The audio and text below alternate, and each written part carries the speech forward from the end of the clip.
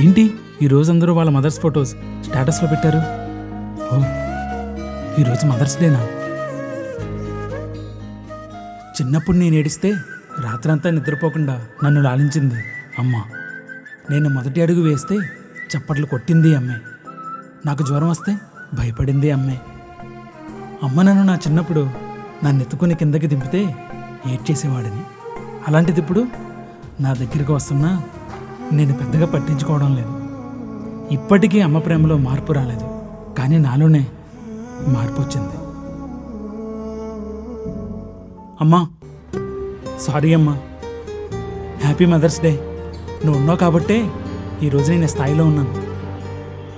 ఈరోజు నీకు ఏ గిఫ్ట్ కావాలి?